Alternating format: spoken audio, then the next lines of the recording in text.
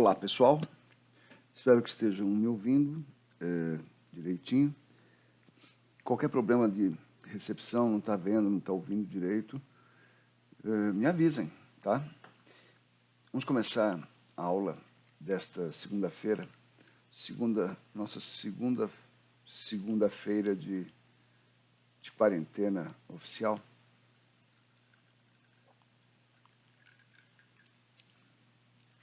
Semana passada nós encerramos o assunto estética geral, fechando o assunto indústria cultural, cultura de massa. Agora a gente entra na estética teatral propriamente dita. Então nós vamos ver qual é a arte do teatro, qual é a linguagem da encenação teatral, ou quais são, né, as linguagens da encenação teatral. A gente tem que... Estou abrindo um pouco mais a minha tela aqui para eu me ver melhor enquanto eu falo com vocês. Vamos ver.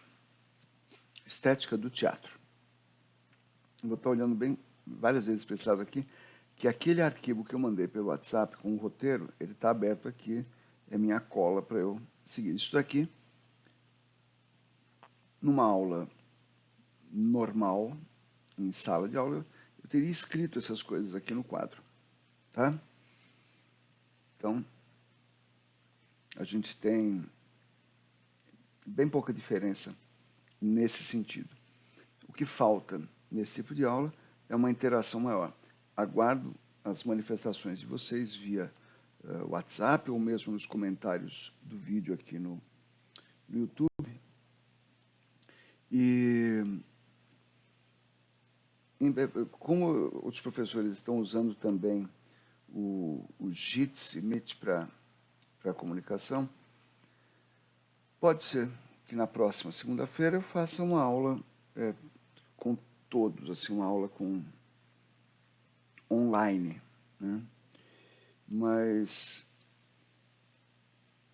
eu sei que tem gente que tem dificuldade. Aliás, eu preciso saber se nessa turma, eu sei que em outras turmas tem, se nessa turma tem alguém com dificuldade de recepção, de acesso à internet. Eu sei que a Karina, por exemplo, está trabalhando alucinadamente, né, em horários insanos e tal, então vai ficar bem difícil para ela cumprir o horário de aula. Então, assim, por isso que eu estou lançando mão desse formato de aula que é mais estático, tem menos interação de momento, mas a gente pode interagir ao longo da semana. Vocês vão vendo. Até agora 2 pessoas só me contataram. E eu não olhei, para não ter desgosto na minha vida, eu não fui olhar lá no YouTube vendo quantas pessoas acessaram o vídeo anterior e esse vídeo aqui, e por quanto tempo, em média, foi acessado. Eu repito, eu não quero ter desgosto. E isso aqui é matéria dada, né? O curso continua, tá? Então vamos ver lá a estética do teatro.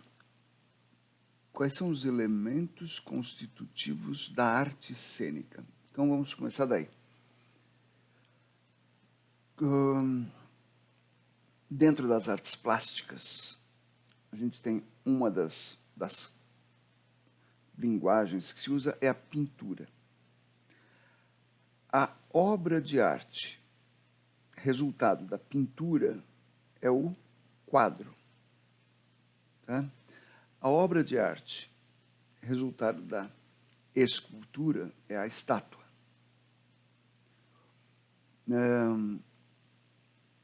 A obra de arte da poesia é o poema. E aí você pode encontrar várias outras formas de designar. Isso aqui não é apenas um poema, é um soneto. Ok? Isso aqui não é apenas um quadro, é uma aquarela. Não, aquele outro ali é óleo sobre tela. Aquele ali é acrílico sobre madeira. Daí são adjetivações que a gente vai colocando para localizar melhor uma ou um conjunto de técnicas artísticas realizadas na execução de uma obra de arte. A obra de arte teatral é aquilo que as pessoas vão ver. O que é, então? O espetáculo. O espetáculo é a obra de arte do teatro. Então, ensaio, lembrem sempre da molécula do teatro. Só funciona se eu estiver fazendo e se tiver alguém ali no mesmo ambiente assistindo. Fora isso, é ensaio. Se eu não estiver usando integralmente meu corpo, não é teatro. Né? Se eu estiver usando integralmente meu corpo com sentido estético, não é teatro. O que vai incluir várias modulações de voz, vários tipos de emissão vocal. Então, o que afasta a maior parte da dança. Se você pegar a dança mais contemporânea, ela pode incluir uma fala. E aí ela vai chegando muito próxima do teatro. Vai chegando, não. Aí a dança e o teatro vão voltar, né? Vão voltando a ser várias linguagens de um negócio chamado arte cênica.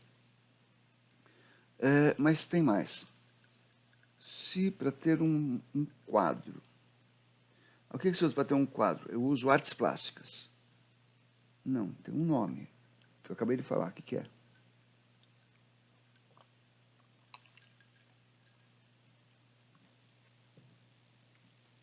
Para ter o quadro das artes plásticas, você pega a pintura. Para ter a estátua das artes plásticas, você pega a escultura.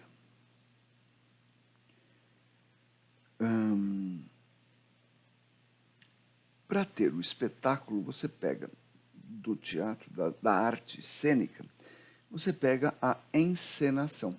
O que produz o espetáculo teatral é a encenação, que é um conjunto de elementos que constituem a arte cênica. Tá claro? O nome da peça que você faz, do produto, o produto chama-se espetáculo. Esse produto é resultado do quê? De uma encenação. A encenação é uma coisa só? É uma coisa só, mas ela tem vários elementos que a constituem. Encenação e arte cênica, essas sim, essas duas você pode usar como sinônimas, as duas expressões. E vamos ver o que está ali no roteiro que eu mandei para vocês. Quais são os elementos da arte cênica ou da encenação? Dramaturgia, interpretação, arquitetura, visagismo, ambientação e outros. Eu percebi aqui agora que eu não coloquei porque ele está subentendido na encenação. Tem mais um elemento que é a direção.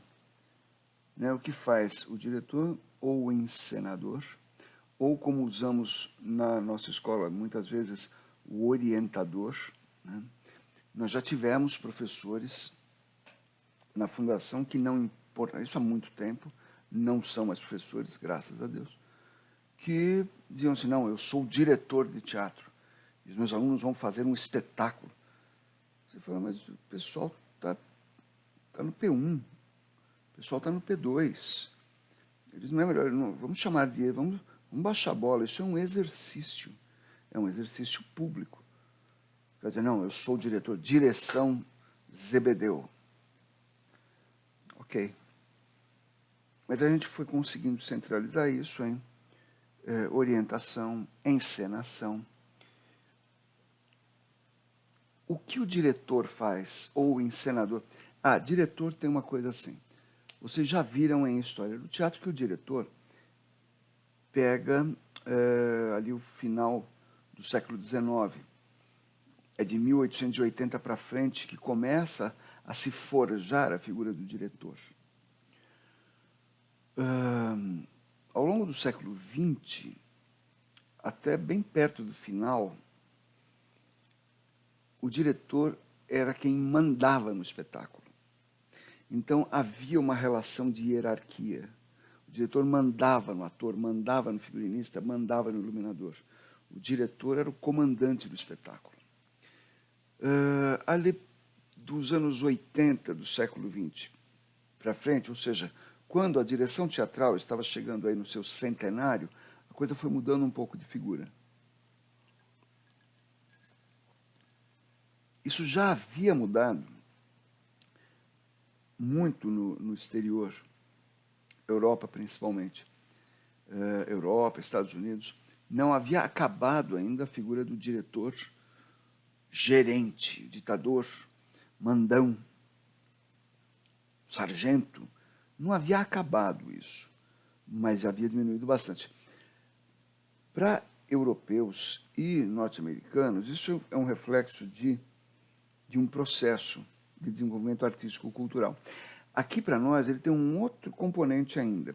Os anos 80 são os anos da redemocratização do Brasil. Então a gente estava saindo, os anos 80 começam, né, o ano de 1979 é o primeiro ano do mandato do último general-presidente. E o próximo governo, embora o presidente fosse civil, que era o José Sarney, ele era presidente do partido da ditadura até meses antes. Então eu costumo dizer que isso é um governo de transição, até porque não foi eleito por voto direto. Então, anos 80 são o período da redemocratização. Então, pegava muito mal você exercer num meio artístico uma coisa de autoritarismo. Foi aí que começou a aparecer a palavra encenador, concepção de fulano de tal, que parece uma expressão ou expressões com mais jogo de cintura. Você pode chamar de diretor à vontade, não tem problema. Quem está fazendo a direção do espetáculo, não tem problema. O que vai mudar, com certeza, é o comportamento. Você já não vê mais, ou eu não vejo mais há um bocado de tempo, esse comportamento ditatorial nos encenadores, diretores, orientadores, etc. São os que usam de rigor, usam de disciplina, não confundir rigor, não confundir disciplina com ditadura, com autoritarismo. Sem essa disciplina não há espetáculo. Isso já dizia Stanislavski. Então, a primeira figura que a gente tem aí, já que estamos falando de encenação, é o encenador ou o diretor. E o que ele faz, então, hoje em dia, se ele não manda mais nada? Assim como a figura do maestro numa orquestra, o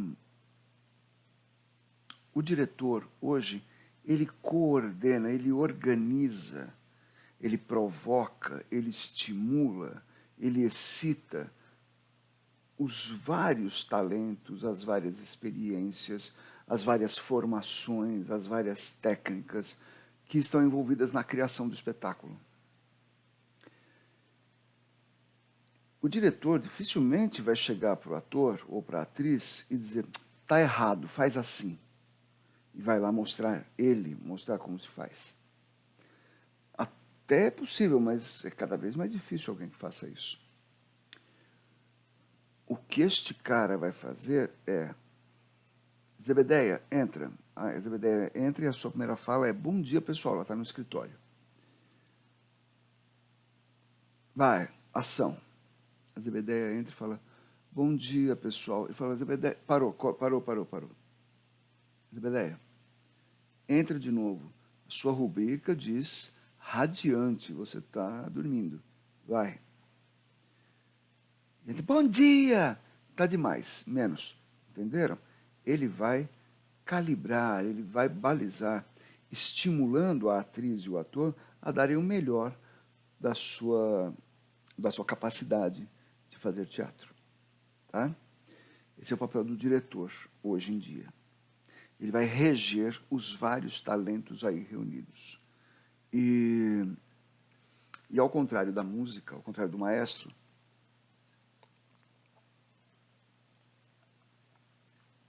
que tem que lidar com uma ordem matemática, que é a música, quando ele diz, vai, 3, 2, 1, vai, quando ele diz, vai é para ir. Não tem, dá um tempo, espera, estou me concentrando. Porque assim, se o violino não atacar esta nota, o piano não tem como entrar. Vai atrasar o o andamento de tudo. Ao diretor de teatro é facultada, é permitida uma maior flexibilidade nisso. Embora tem determinados momentos em que um diretor, provocando o seu elenco, ele diz: qual é a sua próxima fala? Meu personagem tem que dizer: vou sair daqui agora. Ele fala para o outro, contracena com aquele: você vai se levantar da cadeira onde você está sentado no gó do agora. Tem essa precisão. É um ensaio, um tipo de ensaio de direção, de sintonia fina. As intenções já estão todas lá, as marcações, eles sabem como dizer o texto, e você vai ajustando, afinando isso para que a coisa funcione com a necessária tensão. Cuidado com isso. Embora antes de entrar em cena muita gente faça relaxamento e tal, o que é bom, eu também faço, a gente precisa, em cena, ter uma certa tensão. Já que eu dei um exemplo da música, eu vou dar outro. Aquele violino ali que eu mencionei, se a corda dele não estiver com a tensão correta, ele não dá a nota. Se for para mais ou para menos, ele está desafinado. Simples assim. Só com a tensão correta você consegue obter o melhor resultado. Não é tenso demais, não é tenso de menos. Não é um ataque de ansiedade ou com um relaxamento total. Tensão correta. Avancemos. Agora que a gente sabe quem é que vai reger os elementos, vamos ver quais são os elementos. Dramaturgia. Veja que tem ali duas coisas, dramaturgia do ator e dramaturgismo. Vamos ver essas duas coisas.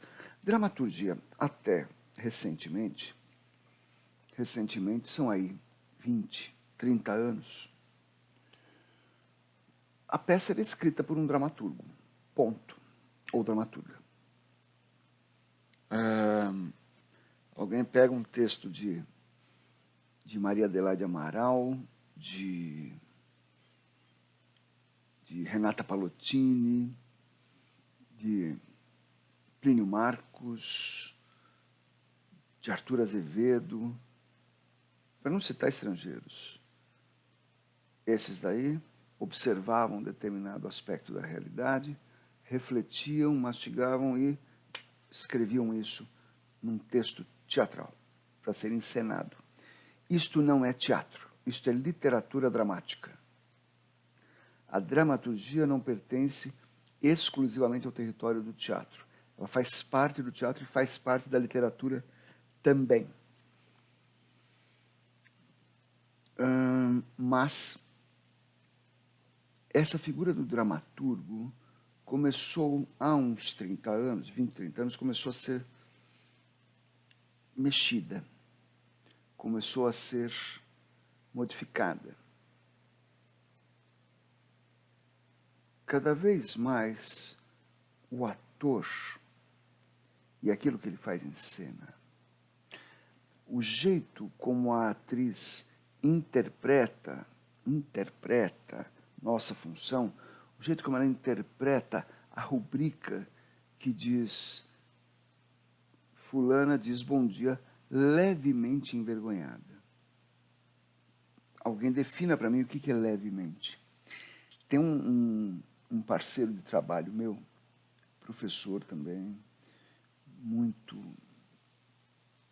extremamente capaz, ele lida com a área de comunicação, marketing, publicidade. E nós já bolamos mais de uma vez um curso de pós-graduação. E eu acho que nós vamos fazer em breve esse curso na modalidade ensino à distância, de direção de arte. Quando ele bolou esse curso, ele falou: eu lido no universo da publicidade, da comunicação, e os diretores de arte têm dificuldade para pedir alguma coisa. Para atores, para iluminadores, para cenógrafos, para roteiristas, que no caso deles não são dramaturgos, são os roteiristas que vão fazer a mesma coisa que o dramaturgo. O cara tem dificuldade de linguagem e tal. Porque não são todas as pessoas, e isso é uma característica da nossa profissão, que entendem quando alguém diz: fulano entra na sala com aspecto sombrio ou cinzento. Não é todo mundo que consegue ser cinzento sem maquiagem. Não é todo mundo que entende o que é assim, uma rubrica do século XIX. Fulana enrubescendo. O que é enrubescer? É ficar vermelho de vergonha. E aí ela diz, ó. Uma pessoa hoje em dia fala, mas como é que eu vou ficar vermelho e dizer ó? Você não precisa ficar vermelho de verdade ou vermelha de verdade. Você tem que parecer que fica. Então, assim, oh, quem faz isso é a gente. Então, começou-se a entender, dos anos 80, final dos anos 80 para cá, começou-se a entender que o texto, sem a leitura que o ator extrai dele, o jeito de falar que a atriz extrai dele, a movimentação que o diretor enxerga, sem o pessoal que vai cuidar da encenação, o texto teatral está cada vez mais morto. Então ele depende de uma interpretação que um leitor comum não vai dar.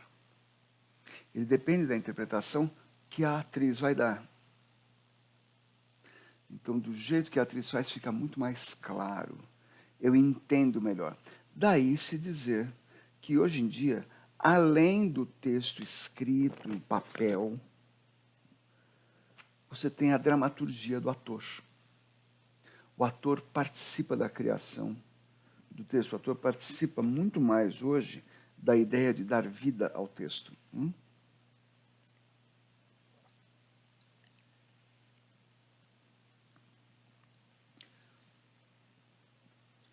E se fala até em dramaturgias. Dramaturgias, no plural.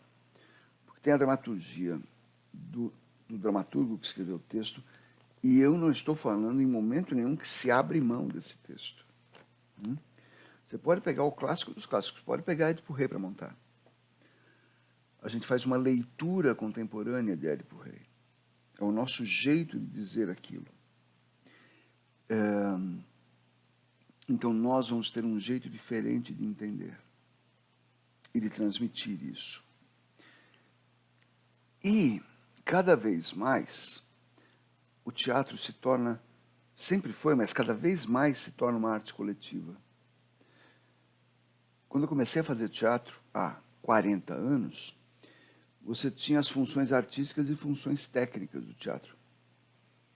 Artista, autor, ator e diretor. Os outros eram técnicos. Tanto é que você estava montando uma peça e um belo dia aparecia lá um cara, sentava, às vezes cumprimentava o elenco, às vezes não entrava, cumprimentava o diretor, se abraçava, sentava e tal, e o diretor falava, passa um corrido aí.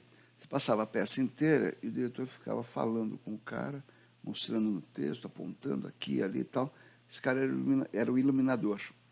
Num outro dia vinha outro, que era o cenógrafo, no outro dia vinha outro, que era o figurinista. Eles assistiam ao ensaio, eles liam o texto, aí assistiam ao ensaio da peça e o diretor dizia o que ele queria, o que ele precisava. Hoje, cada vez mais, e a gente procura fazer isso na Fundação, os criadores todos participam da encenação. Daí você tem a dramaturgia da luz, a dramaturgia do cenário, a dramaturgia da sonoplastia. Ok? E essa outra palavra aí, dramaturgismo. Cato Cebolho. Isso é uma função, é uma profissão que vem do teatro alemão. Na Alemanha isso se chama dramaturg. Dramaturgo sem o no final. Dramaturg, que não é o criador da peça de teatro. O dramaturgo, que no Brasil a gente traduz como dramaturgista, ao invés de dramaturgo. O dramaturgista, ele adapta o texto teatral para uma encenação.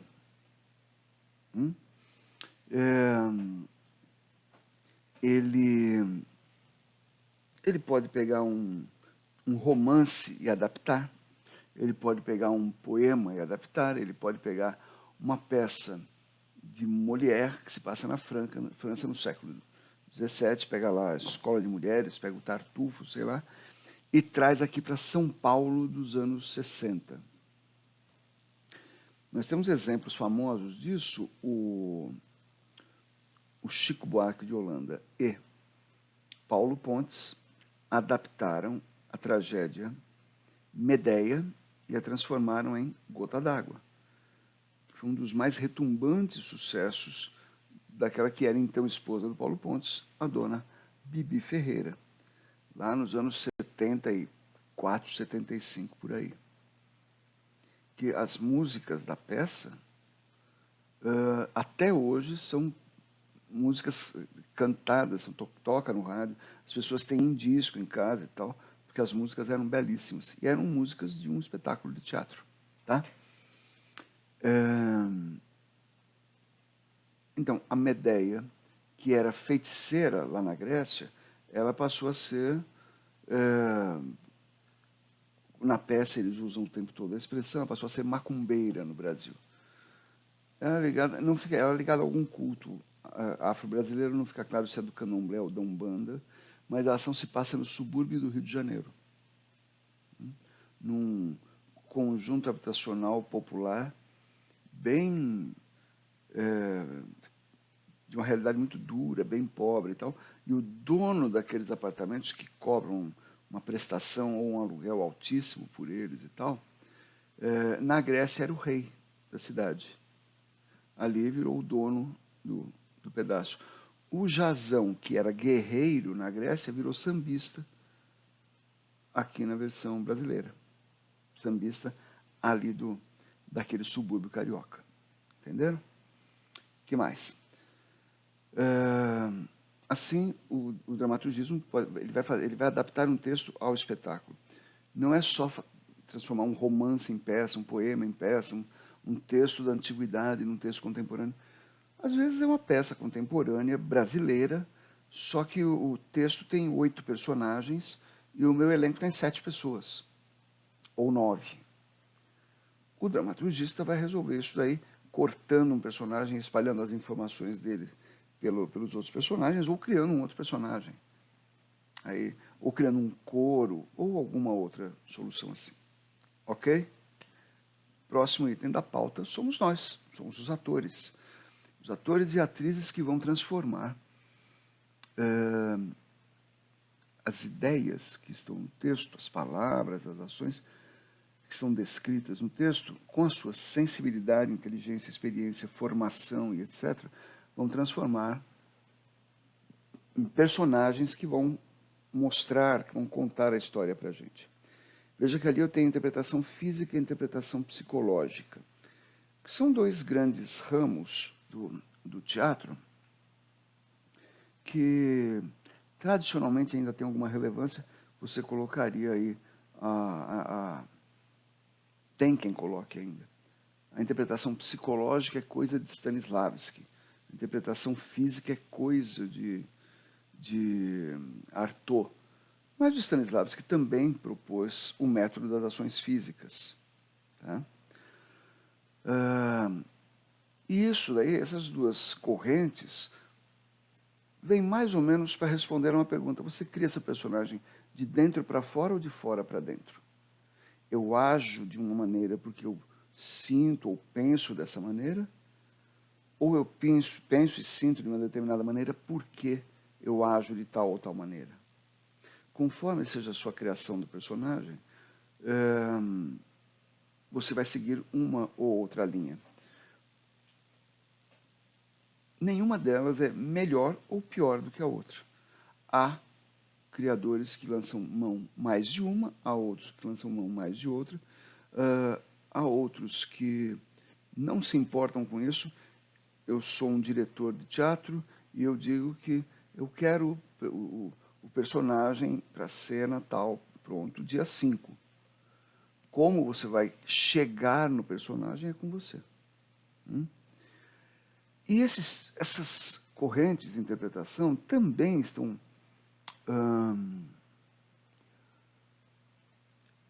estão dando lugar, não estou dizendo insuperadas, né? Elas estão dando lugar, estão se mesclando com novas formas de investigação da interpretação teatral.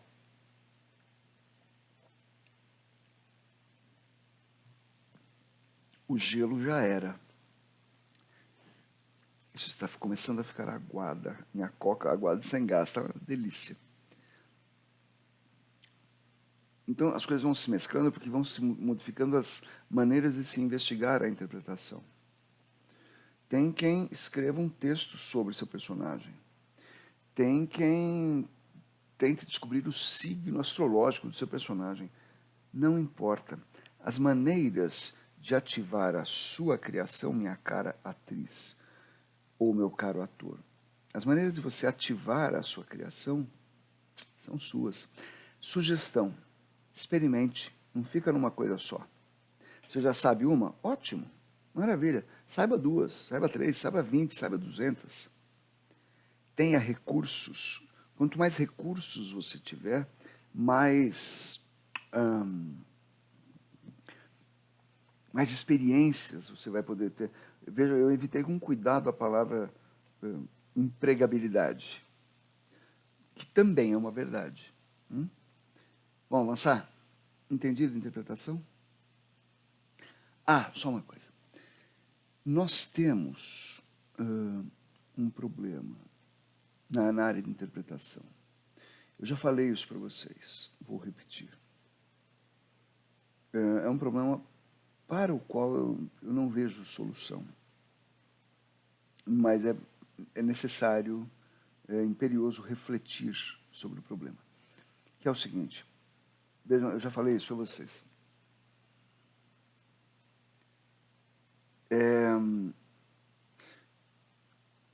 Em função daquilo que eu falei na última aula sobre indústria cultural, você entenderá melhor isso, que eu vou falar agora.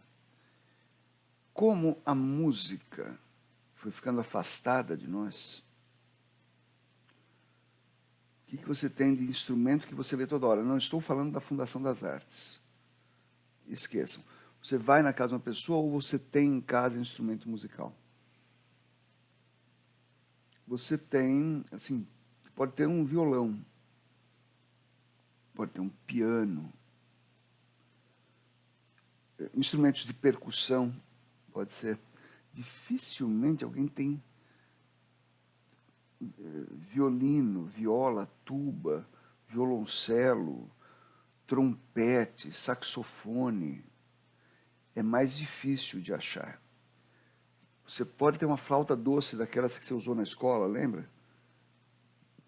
Ter uma Armstrong de prata é mais difícil. A menos que você ou alguém da sua família seja músico ou musicista. Aí quando alguém, num lugar público, mesmo na fundação isso acontece porque eu já vi, alguém abre a maleta do instrumento, pega ali um clarinete e começa a montar, as pessoas olham fascinadas para aquilo. Porque elas não estão acostumadas a ver. Quando o cara toca, Quando uma bailarina, as pessoas veem a bailarina batendo papo com você, ela levanta a perna e põe atrás da cabeça, as pessoas vão,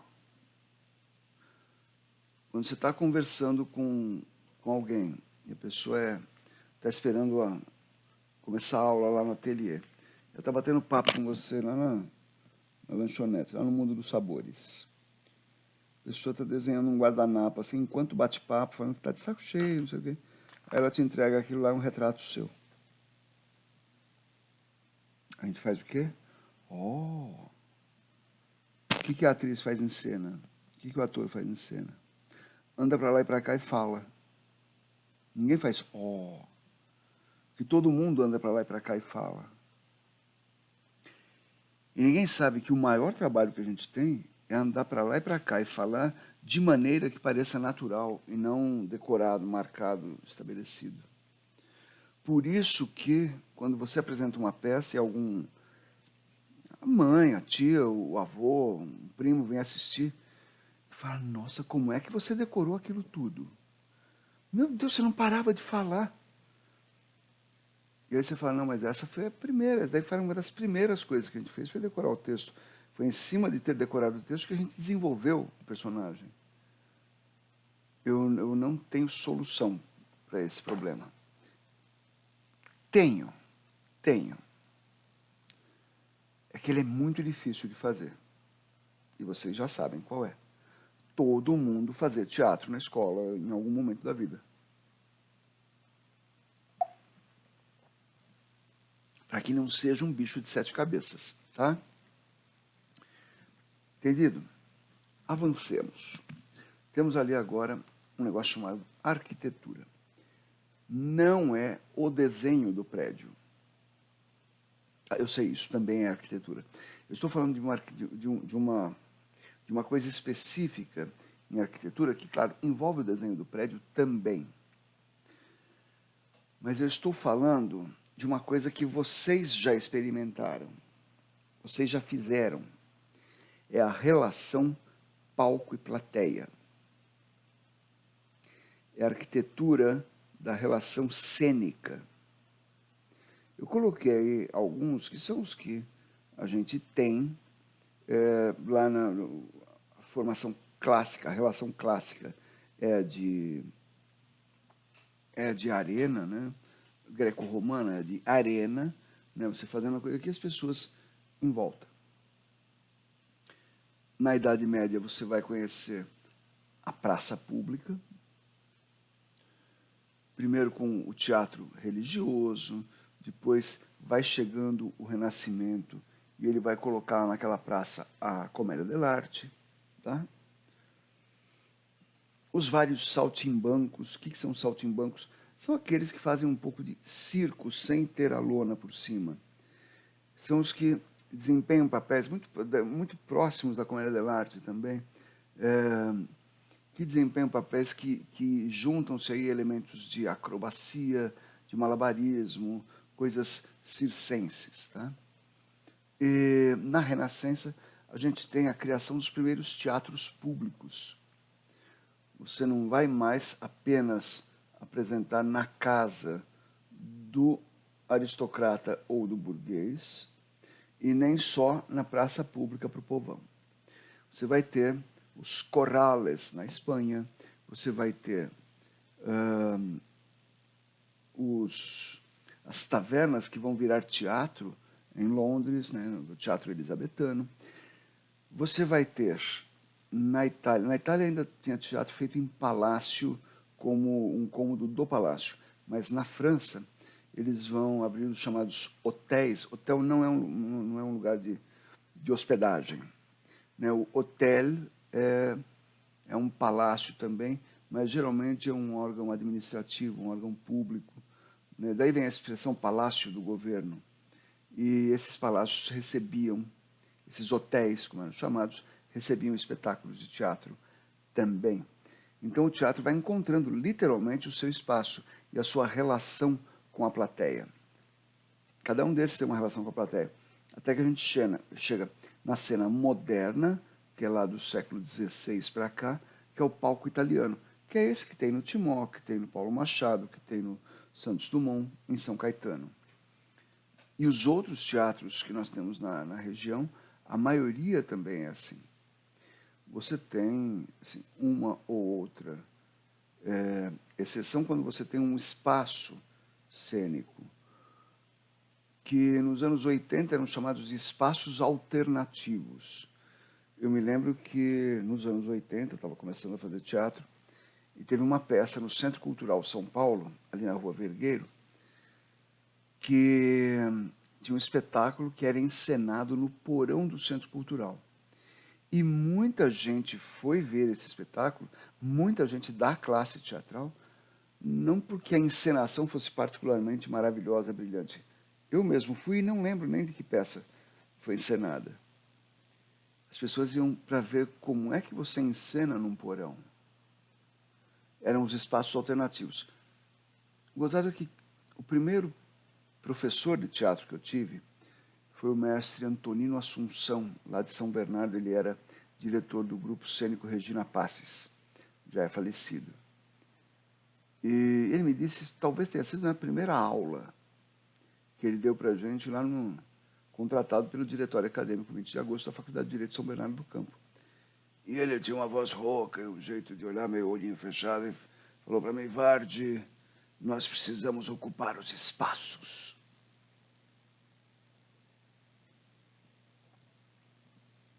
Foi a primeira coisa que eu aprendi em teatro. Não tinha a ver com a arte, porque a interpretação do personagem é uma coisa muito prática. Temos que ocupar os espaços. Desde então, e isso foi em 1979, então eu fiz 40 anos no ano passado de teatro. Desde então, eu não conheço, não faz parte do meu vocabulário, a expressão, eu queria apresentar a peça, mas não tem teatro.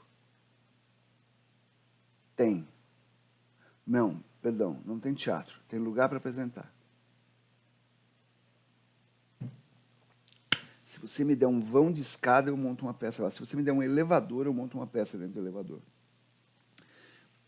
Em função de conversas como essa que a gente está tendo aqui, uma conversa em que só eu falo no momento, desculpe, o pessoal de uma das turmas da fundação, assim que se formou, saiu e montou uma companhia. A trupe Zózima de teatro, que faz teatro em ônibus. Que isso saiu das experiências estéticas e lugar para apresentar que a gente tinha na fundação. Aproveitem isso. Vocês fizeram isso no Galope. Para recepcionar os calouros, vocês colocaram as cadeiras da sala de determinado jeito. O lugar de apresentação era de outro jeito. Vocês fizeram um palco tipo elisabetano. Aquele teatro das tavernas, lá da época do Shakespeare. Por quê? Porque a área de apresentação, a área dos atores e atrizes, entrava pela plateia. Tá? Isso dá um tipo de relação com a plateia diferente de um palco italiano que você está todo mundo fechado aqui, com uma falange grega, e o outro lado do exército está fechado lá no palco. São duas coisas diferentes. Né? A cena contemporânea foi essa que a gente falou agora. Onde der para fazer, a gente faz. E a gente estabelece a relação palco-plateia. Tá? Visagismo. Visage, do francês visage é aquilo que é visual. São os elementos visuais do espetáculo. Veja que eles são importantes. E o visagismo, você tem então uma série de elementos só para atender a visão. O a palavra teatro, vem do grego teatron, que significa o lugar onde se vai para ver. Então é aí que você encontra cenografia, iluminação, figurinos e caracterização. A cenografia, como a gente viu desde o final do século XIX, com Appiah e Craig, a cenografia agora é o que a gente quiser que ela seja. A gente conta com a imaginação do público. E também, aí por descendentes do Edward Gordon Craig, especificamente, a iluminação cênica determina o que existe e o que não existe. O que não está na luz não está no mundo. Você muda adereços, muda o figurino, você fica pelado fora do foco, fora da luz. As pessoas até olham, porque tem alguém se mexendo ali. Se você for tirar a roupa, as pessoas vão olhar para te ver pelado. Mas mesmo quem olhar para te ver pelado sabe que aquilo não faz parte da peça. Tá? O figurino atende ao que for necessário para o espetáculo. A caracterização atende ao que for necessário para o espetáculo. Já foi o tempo de a gente fazer blackface. aprender a fazer uma maquiagem de negro. A minha peça de formatura chamava-se Haishin, que a gente utilizava elementos da estética teatral japonesa. A gente não fez maquiagem de japonês. A gente fez maquiagem de teatro japonês, de máscara japonesa, de maquiagem japonesa. A gente não foi se caracterizar como japoneses. Nós éramos atores em cena, maquiados como atores japoneses. Figurino é roupa. A caracterização são os outros elementos que com o figurino ajudam você a compor seu personagem. E aí eu falo de barba, cabelo, né? A maquiagem, propriamente dita, o uso de adereços. Tem uma historinha famosa de que o Brecht era muito rigoroso com horários. E, porra, teve um dia que um cara atrasou muito. O Brecht falou, cadê o Hans? Eu vou matar esse cara quando chegar. Aí o Hans chegou, oi pessoal. Porra, Hans, onde é que você estava? Não, eu estava lá no figurino, escolhendo o chapéu do meu personagem, é esse aqui. O Brecht falou, por que esse aí? Não, porque esse chapéu aqui, vou pegar o meu boneco, esse chapéu aqui, ele tem uma história, e o cara usa o chapéu meio de lado, assim, e parará, parará. E porque quando ele era operário, essa era a moda, quando ele era jovem, agora ele já é um homem de mais idade, mas continua usando o chapéu meio torto. Porque... O Brecht falou, tá bom, obrigado pessoal, vamos começar o ensaio. Por que não teve bronca? Porque este adereço ajudou o ator a terminar de compor a sua ideia do personagem. E nos ensina Stanislavski que entrar no personagem não é um negócio que você faz na coxia quando dá o terceiro sinal. Quando você chega no teatro, olha o lugar, começa a respirar ali, vai para o camarim, começa a se preparar. Se você é homem, seu personagem não tem barba, você tem que raspar a barba. Mulher, teu personagem tem cabelo encaracolado, seu cabelo é liso, você vai lá e dá uma encaracolada no cabelo. Né? Isso tudo é que vai fazendo com que você entre no personagem. E vocês vão reparando que, conforme vocês forem avançando nos semestres da fundação, nem todos talvez, mas conforme vocês forem avançando,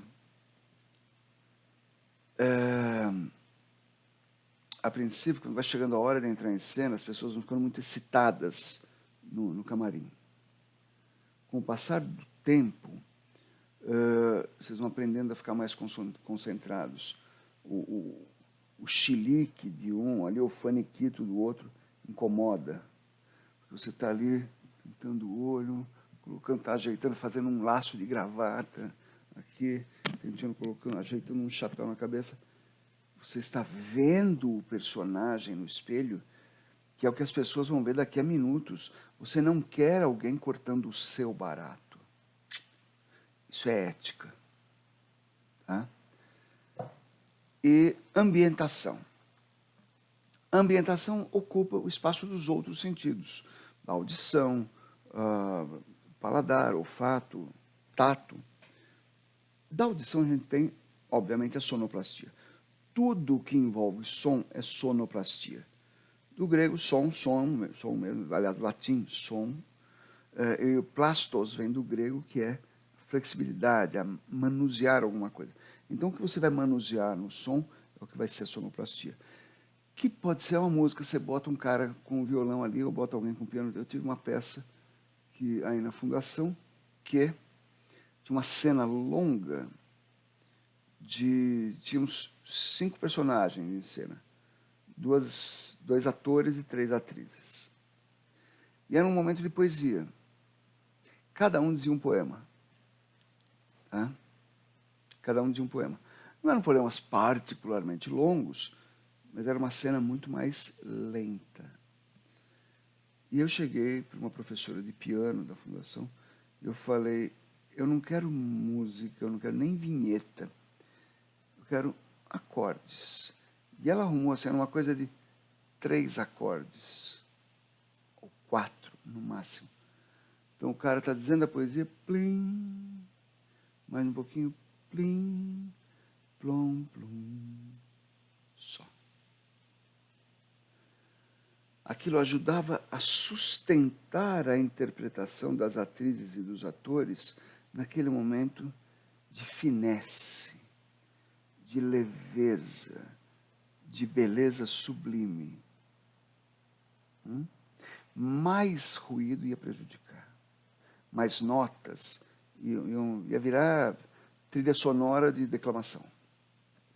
Não, eles diziam muito sentidamente aqueles poemas e tinham 3 notas, no máximo 4, de cumplicidade. Da plateia você não ouvia um pio, nada. Entrava numa vibe em que todo mundo estava curtindo aquela sensação, percebe? Aí a gente tem, você pode usar na sonoplastia ruídos, se você quiser fazer uma coisa mais realista.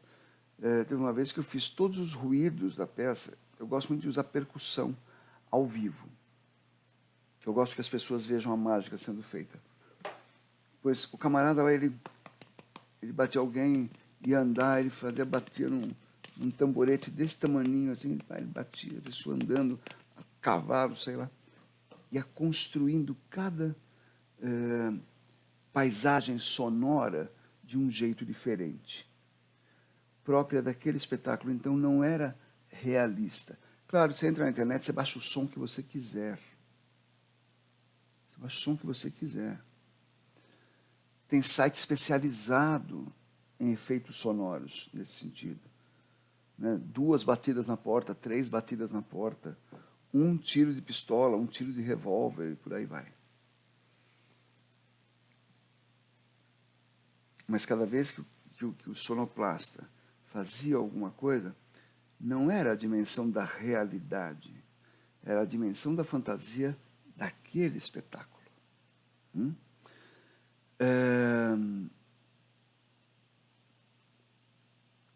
Aí, odor, tato. Gente, agora que eu estou vendo que eu esqueci de colocar paladar. Esqueci de digitar, tá? Anotem aí, por favor. Paladar também, porque são os 5 sentidos que a gente tem. Visão, audição, tato, olfato, paladar. Você pode colocar olfato, tato. Como é que eu vou mexer com o tato? Eu vou ter que tocar o espectador? Se você mudar o ar-condicionado, você toca. Você pode esfriar muito, você pode desligar o ar e tornar o ambiente sufocante. Você pode colocar um tapete irregular para eles entrarem no teatro, na sala de espetáculo. Você pode dar uma coisa que eu já fiz, dar uma gota de chocolate. Conhece? Lembra de gotinha de chocolate? Tinha uma moça com uma tigela cheia daquele negócio, uma pinça, e ela falava, chocolate para você, chocolate para você. Tinha uma fila de gente. Chocolate para você, já dentro do teatro. A pessoa que passasse por essa atriz, a próxima coisa que ela encontrava eram as cadeiras, para sentar. Chocolate para você, chocolate para você. Não, para você não. Chocolate para você, chocolate. Por quê? Porque a vida é assim. A vida às vezes te dá chocolate. E às vezes, na tua vez, ela decide que não vai dar. E a gente falava disso em cena. Isso aí era na entrada do público. Em outros momentos, a gente espalhava odor de café. As pessoas falavam, nossa, estou sentindo até o cheiro do café. Sentindo até o cheiro não, eu estava sentindo mesmo o cheiro. Por quê? Porque essas coisas todas falam direto com a nossa emoção, com a nossa sensibilidade. Tá? E faz com que o espetáculo seja mais amplamente absorvido pelo espectador. E aí tem ali outros e um ponto de interrogação. Por quê? Porque até agora não apareceu outra coisa que possa ser elemento da arte cênica. A hora que apareceu, eu coloco aqui. Mas até agora são esses os elementos. Mas por que eu coloquei outros ali se esse outros ainda não existe? Quem sou eu para dizer o que é que existe e o que não existe? Alguém vai inventar alguma coisa lá na Mongólia. E daqui 10 anos vai chegar. O cara vai inventar hoje, daqui a 12 anos vai chegar aqui. Ou 12 dias. Não sei. E, para arrematar aqui, tem a encenação do ponto de vista histórico. Veja, a gente monta texto grego. A gente pode usar máscara grega em cena, mas a gente não usa mais a encenação grega. Nem romana, nem medieval, nem renascentista. A gente pode, no máximo, com alguma boa vontade, usar elementos barrocos. E aí a gente vai pegar ali século XVII, XVIII, mais século XVIII. Tá? A gente tem elementos barrocos quando a gente exagera detalhes em cena, quando a gente torna os aspectos visuais demasiadamente opulentos, exagerados, sensuais. E sensual é tudo aquilo que apela aos sentidos, tá? Quando a gente exagera na concepção visual do espetáculo. Carro alegórico de escola de samba. Tá? Enche os olhos. Isso é barroco. O que vem depois do barroco é o romantismo. Estou falando do ponto de vista histórico. Pega lá começo do século XVIII. Perdão, do século XIX. E o expressionismo pega o começo do século XX. Tem 100 anos de diferença. Por que eu coloco os dois juntos? Porque ambos ou criados ou fortemente trabalhados na Alemanha, curiosamente, são duas ideias estéticas que trabalham muito fortemente a ideia de emoção. Né? Lembrem sempre disso, os dois movimentos que pedem, que exigem emoção em cena, vieram da Alemanha, que a gente acha que é destituída de emoção. Já falei que isso é um erro. Né? Depois da onda romântica vem a onda realista e a onda naturalista segue a primeira. O naturalismo é, na prática, uma radicalização do realismo. O naturalismo é uma radicalização do realismo. Se, numa peça realista, eu pego um copo vazio e faço delícia. Como eu ia dizendo, na peça naturalista, o copo vai ter líquido. Por quê? Porque enquanto no realismo eu procuro retratar a realidade, no naturalismo eu procuro recriar a realidade. Depois dessas duas ondas que queriam botar a realidade em cena de qualquer maneira, as vanguardas nos dão um jeito de libertar a cabeça. E o simbolismo vai começar mexendo principalmente no quê? A P.I. Craig, no palco, no cenário, na construção de um ambiente que vai passar a exigir a emoção, a interpretação, o comprometimento, a imaginação da plateia. O espectador não vai mais ser passivo, ele tem que ser ativo, senão ele não vai entender nada. Depois a gente vai explorar os caminhos da psicologia, do inconsciente, da loucura, com o Dada e o surrealismo, que a gente pode usar até hoje nos nossos espetáculos. Nos anos 20 e 30, a gente tem o surgimento do teatro épico, dialético de Brecht, que ele não vai fazer um trabalho de formação de ator. Ele quer que os atores já cheguem formados para ele. Ele vai modificar o jeito de interpretar, a maneira de encenar. Com Brecht é que você vai ver aquilo que para nós hoje é corriqueiro em cena. O ator parar o espetáculo, sair do personagem, se dirigir à plateia e voltar para o personagem. Isso para nós é corriqueiro. antes de Brecht, era pecado. E o Brecht falou, não, eu faço teatro para um público da era científica. Um público que não acredita que realmente aquele telão pintado ali como se fosse uma montanha é realmente uma montanha. Paralelamente, um pouco depois, já nos anos 30, Artaud nos apresenta o Teatro da Crueldade, em que a gente tem que fazer com que o espectador queira comungar desse espetáculo, que ele entre em comunhão com a nossa proposta cênica, que ele participe, mais do que o espectador brechtiano, que participava intelectualmente, que ele participe fisicamente do espetáculo.